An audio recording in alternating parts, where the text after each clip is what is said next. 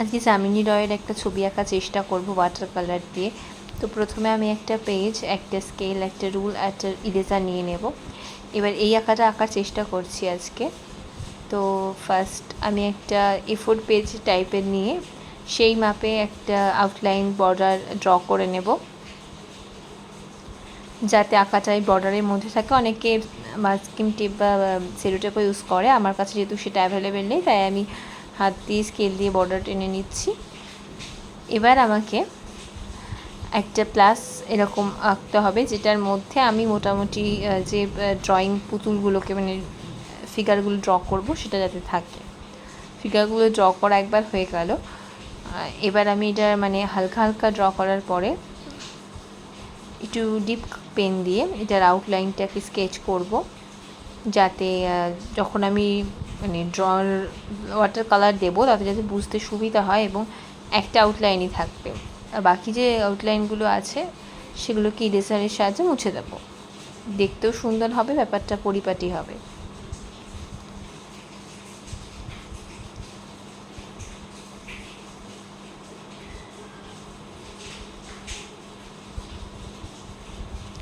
এবার আমি আস্তে আস্তে ড্রয়িংটার ভিডিওটা শেয়ার করছি। এখানে টিকলিটা এঁকে নিলাম, তারপরে অনেকদিন পরে কাজ করছি তাই একটু ভুল ত্রুটি হতে পারে। কানটা এঁকে নিলাম। ড্রয়িং করতে আমার বেশ ভালোই লাগে।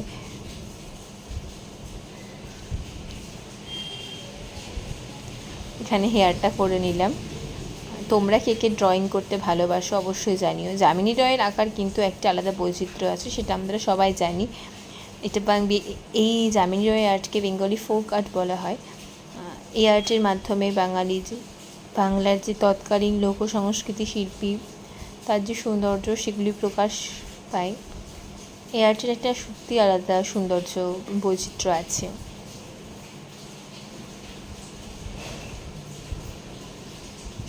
ইরেজারের সাহায্যে একটু মুছে নিচ্ছি।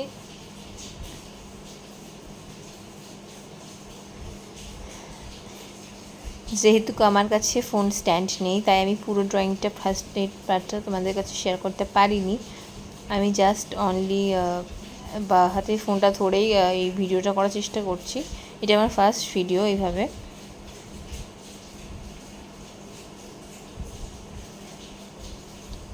নাকটা আঁকছি। একটা প্লাস চিহ্ন এঁকে নিলে কি সুবিধা হয় না, আমি যখন চোখ নাকটা আঁকবো সেখানে আমার বুঝতে বা মেজারিং করতে সুবিধা হবে। ফার্স্টে আমি কিছু পয়েন্টও করে নিতে পারি স্কেল দিয়ে, যে এই পয়েন্টগুলোর মাঝখানে আমি মুখটা বা ফেসটা বা নোজটা বা করবো দেবে। তারপরেও সবটা তো সমান হয় না, কিছুটা নিজের চোখের আইশ্যাডো বা মানে চোখের ইয়েতে করতে হয়, চোখের আন্দাজে করতে হয়।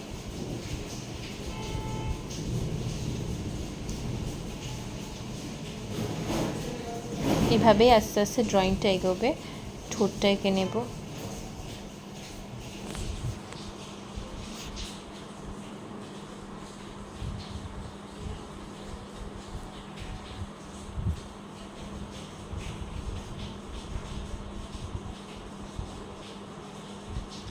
আমার মতো করা যামিনী রয়ের আঁকা খুব ভালোবাসো অবশ্যই কমেন্ট করে জানিও।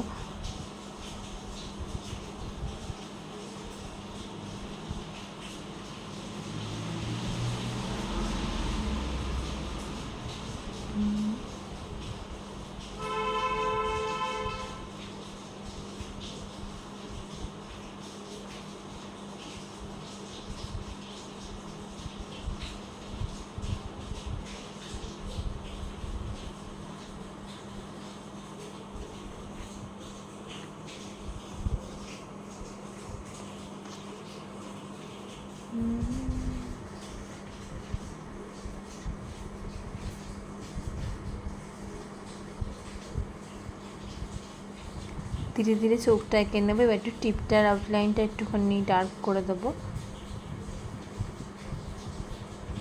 এভাবে আমার ফেসটা হয়ে গেল। এবার আমি হেয়ার স্টাইলে যে স্ট্রাইপগুলো আছে বা ডিজাইনগুলো আছে সেগুলো করে দেব। এই ফিগারটা অনেকটাই হয়ে গেছে। এবারে আরেকটি ফিগার আছে, যদিও এই ফিগারে যে বাচ্চাটি দেখা যাচ্ছে মানে যে ছোটো পুতুলটা ফিগারটা, সেটা জায়গাটা আমি একটু চেঞ্জ করেছি, একটু উপরে করে দিয়েছি সেকেন্ড ক্ষেত্রে, কারণ ওটা একটু ভুল হয়েছিল প্রথমবার। সেটার ভিডিওটা এক্স্যাক্টলি আমি করতে পারিনি।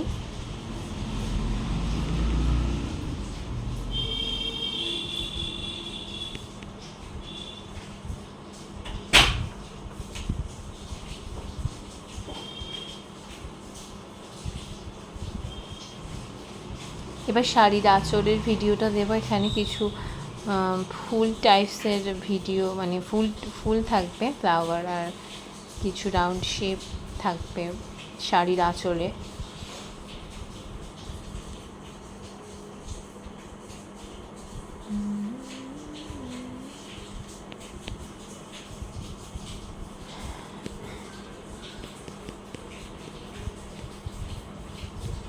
এই শাড়ির আঁচলটি হয়ে গিয়েছে।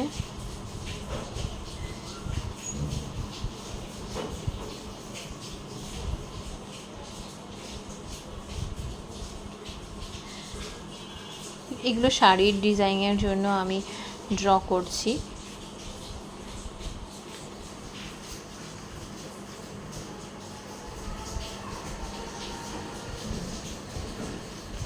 যেহেতু অনেকদিন পরে করছি আর একটু হাতটা কেঁপেও যাচ্ছে, মানে লাইনগুলো একটু কার্ভ হয়ে যাচ্ছে। যামিনী রায়ের আঁকার আর একটি বৈচিত্র্য হলো, যামিনী রায়ের আঁকাতে কিন্তু স্ট্রেট লাইনের থেকে কার্ভ লাইনটাই বেশি দেখা যায়।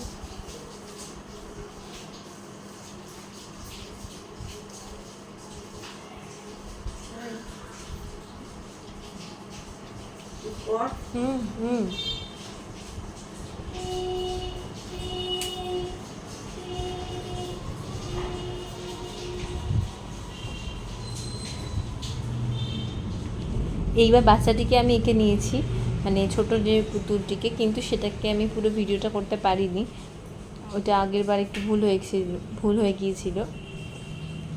এইবার আশা করি জায়গাটা ঠিক আছে। সম্ভবত এই আঁকাটি দেখে যা মনে হচ্ছে যে আমার মা এবং বাচ্চা, মা ও তার শিশু। আইটা ডার্ক করে নেব। তোমরা অনেক রকম পেন্সিল ইউজ করতে পারো, আমি জাস্ট অপশনাল একটা পেন পেন্সিল ইউজ করেছি।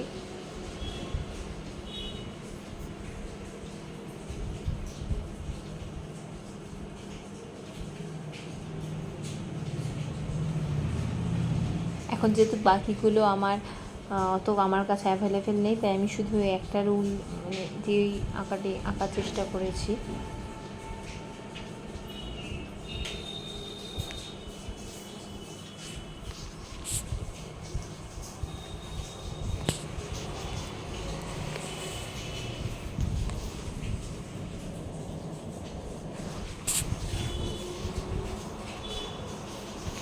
নাকটা ভালো করে নেব।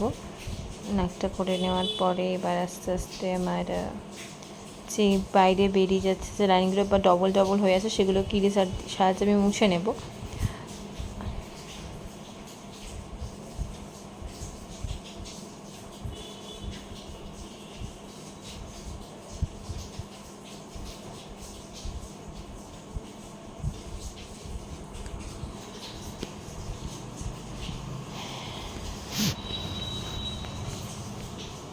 ঠোঁটটা করে নিলাম।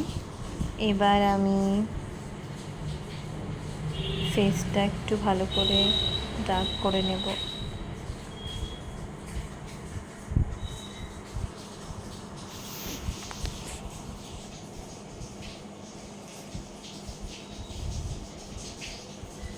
এবার ইরেজারের সাহায্যে বাকি যে আউটলাইনগুলো সেগুলো আমি মুছে নেব। তাহলেই প্রায় কমপ্লিট হয়ে গেছে আমাদের ড্রয়িংয়ের কাজটা। এর পরবর্তী ভিডিওতে এখানে আমি একটা আউটলাইন করে নিয়েছি, এটার মধ্যেই যাতে আমি পুরো ড্রয়িংটা কমপ্লিট করব এবং কালার করব। এটা অনেকে মাস্কিং স্টেপও ইউজ করে। এখানে